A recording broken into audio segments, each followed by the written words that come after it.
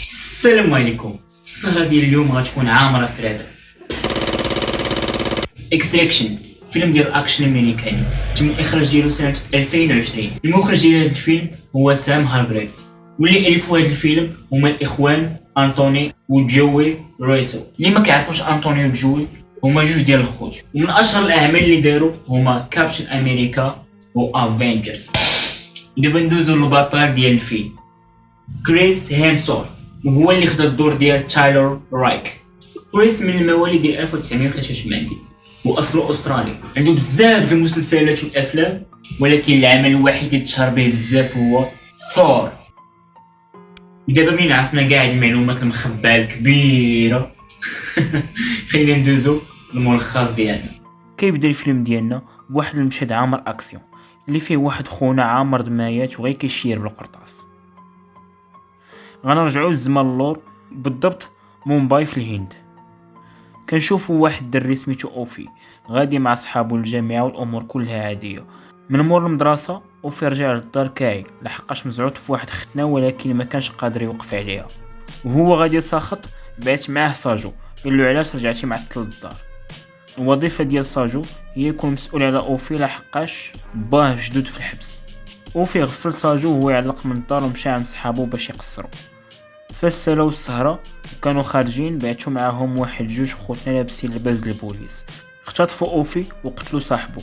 ساجو مشى للحبس عند الاب ديال اوفي وقال له راه ولدك اختطفوه، وهو يقول له باين ساجو الا ما رجعتيش ليا ولدي غنقتل لك ولدك قبل عيد الميلاد ديالو الجاي.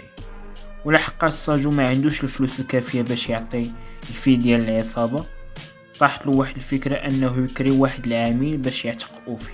وهذا العميل هو تايلر، واحد الانسان اللي حاقد على حياته باغي غير يموت، ولكن الموت ما بغاتوش بسبب الماضي ديالو. وهو راجع للدار لقى واحد الصديقه ديالو سميتها نيك، قالت له بلا جاتهم واحد المهمه باش ينقذوا واحد الدري من يد واحد رجل العصابات سميتو امير عاصف، وباللي هاد المهمه غتكون شبه انتحاريه. ولكن تايلر وافق على المهمه، قال لها بلي عنده واحد صاحبه سميتو جاسبر ويقدر يساعده. وهي غادا بحالها سولاتو قالت له علاش وافقت بهذه السهوله، قال لها بلي على ود الفلوس ولكن ما تيقاتوش. وباش يقلبها سولها على سمي الدري وقالت له اوفي. في واحد البلاصه قريبه من المدينه اللي اختطفوا فيها اوفي جمعوا كاع الاعضاء باش يتفاهموا على الخطه اللي من المفروض انها تعتق اوفي. في النهار التالي صونا تايلر على العصابه اللي خاطفه اوفي باش يتلاقاهم على اساس انه داي فلوس. من بعد ما تلاقاوه اختطفوه وسولوه على الفلوس، قال لهم تايلر باللي ما غيعطي فلوس حتى يشوف اوفي. من بعد ما شاف تايلر اوفي وهما غاديين به باش يجيبوا الفديه، واحد القناص من صحاب تايلر شق واحد للراس والاخر تكلف به تايلر.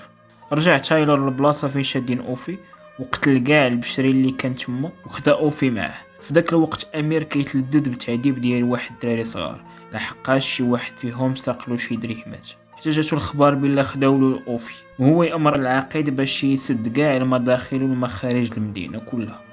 وصل تايلر للبلاصه اللي المفروض انهم يهربوا منها، وفي نفس الوقت نيك كتحاول تصوني لساجو باش تقول له باللي الولد راه معاهم وخصو يحول لهم الفلوس، ولكن كاع ما كيجاوب. في داك اللحظه وحدين من صحاب تايلر تقتلوا.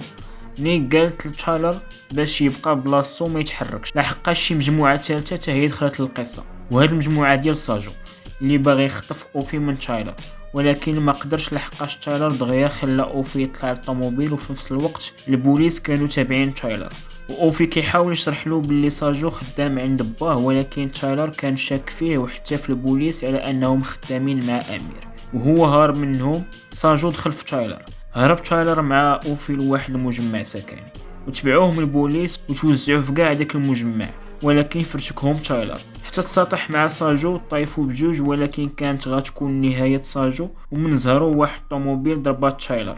ناض ساجو بغا يستغل الفرصة باش يقتل تايلر، ولكن سمع الصوت ديال اوفي شدوه البوليس مشى عتقو وكان غادي بيه حتى دخل فيه تايلر الكاميون ودا معاه اوفي. وهو هارب استغل تايلر واحد النفق وهما ينقزوا من الكاميون حتى تفرقع وقالوا الامير باللي راهم ماتوا. ولكن امير ما بغى يرتاح حتى يشوف الجثث قدامه، وهنا كنشوفوا باللي تا ساجو ما بغاتوش الموت. جا الليل وامير تاكد باللي تايلر واوفي مازالين عايشين وامرهم باش يقتلوا تايلر. تايلر في هاد الوقيته مشى تخبى في واحد البلاصه وطلب من اوفي يساعدو باش يخيط الجرح ديالو، واتصل بنيك وعرف بلي ساجو ضحك عليهم ودفع غير نص الفلوس وقتل الفريق كامل، وقالت له بلي كاين واحد الجسر بعيد عليه ب4 كيلومتر باش يمشيلو، تما غيصيفطولو هليكوبتر باش تاخدو، ولكن بشرط انه يخلي اوفي تما. تايلر رجع تفكر الماضي اللي كيألمو وقال لها بلي المهمه ديالو هي يعتق الدري. قالت له نيك بلا المهمه تلغات. اوفي سمع الهضره، ولكن تايلر قال له كون هاني ما غنخليكش حتى نشد فلوسي. ساجو صنع على مرتو وقال لها الا ما بنتش من هنا 12 ساعه خدي فلوس والولد وهربي. هضرات نيك مع تايلر وقالت له باش يتحرك لعند الجسر، ولكن وهو غادي تلقاو معاه جوج البراش باغيين يقتلوه. تايلر حاول يضربهم بلا ما يقتلهم ومشاو علقوا في القوادس، وعيط للصديقه ديالو وقال لها باش تلاقيه مع صاحبه جاسبر. جاسبر وخداهم عنده لدارو وحاول يشرح لتايلر باللي من المستحيل انه يخرج دابا من المدينه وهو حي، واقترح عليه يبقى مخبي شويه. تايلر طلع شويه للقص الاوفي. اوفي جبد الهضره مع تايلر وسولو واش مزوج.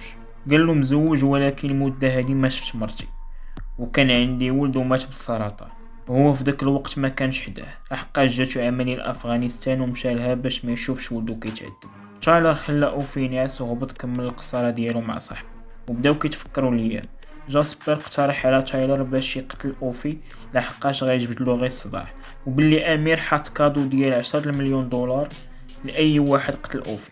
تايلر حس بلا جاسبر باعو، وبالفعل باعو الامير بشرط انه يخلي تايلر عايش. تايلر كعا وبدا كيدابز معاه حتى هبط اوفي وهو يقتل جاسبر. اوفي بدا كيبكي وخاف وقال تايلر باش يرجعو لدارو. تايلر صون على جاسو واتفق معاه باش يهربوا اوفي لبرا المدينه. تايلر قال لساجو باش يدي اوفي الجسر وتما غيلقى هليكوبتر كتسناهم وباللي هو غيشتت الانتباه ديال البوليس. فهاد الوقيته ساجو وصل للجسر وبداو كيتمشيو على رجليهم. واحد البوليسي شك فيهم وتبعهم لداك الشيء علاش ساجو فطر باش يقتلهم. خبا ساجو اوفي في واحد الطوبيس ورجع يكمل المطايفه وهضر مع تايلر باش يلحق عليه ويعاونو. فهاد الوقيته نيك وصلات للجسر وبدات كتعاونهم. تايلر وصل للجسر وسول ساجو على بلاصه اوفي. في ذاك الوقيته اوفي شاف باللي البوليس قربوا له وهو يبدل البلاصه. ساجو هو كيحاول يشد الانتباه ديال البوليس حتى جاتو قرطاسه في راسو. وصلت الطياره اللي كانت غادي تهز اوفي، ولكن مع الاسف القناص شق المساعد الطيار. داكشي علاش البيلوت خاف على راسو وبعد من داك البلاصه. لقيت اللي نيك كتقلب فيها على القناص ضرب تايلر لكتفو، قشعاتو نيك وهي تقتلو. هنا وصلنا للمشهد الافتتاحي للفيلم. جا اوفي كيحاول يساعد تايلر، ولكن تايلر امره باش يمشي لجهه الهليكوبتر. من بعد ما سمع اوفي الكلمه ناض تايلر وبدا كيضرب كاع هادوك اللي جايين من جهته، وهو راجع لجهه نيك جاتو قرطاسه في ظهره. حاولت نيك تقتل الدري اللي ضرب تايلر، ولكن مع الاسف هرب. تايلر غادي كيزحف لجهه سور الجسر وهو كيتفكر ولدو اللي مات حتى تلاح في الماء. نيك خدات اوفي وهربوا. هادشي كامل اللي واقع وامير كيتفرج من البعيد. من بعد ما دازو 8 شهور نيك دخلت على امير الطواليت وقتلاتو، اما اوفي كيتبيسن مع راسو حتى بان ليه تايلر واقف. بطبيعه الحال تايلر كاع ما غرق، لحقاش من الاول بين لينا انه يقدر يصبر مده طويله تحت الماء. ولهنا كنكون وصلنا للنهايه ديال الفيلم ديالنا. كانت هذه نهايه فيلم اكستراكشن الجزء الاول، والحلقه الجايه ان شاء الله غتكون على الجزء الثاني.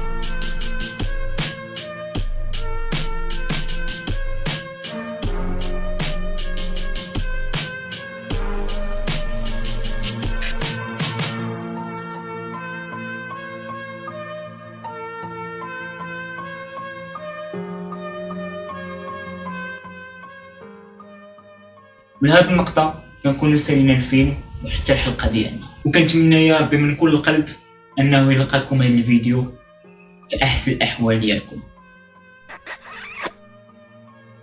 دعوكم الله.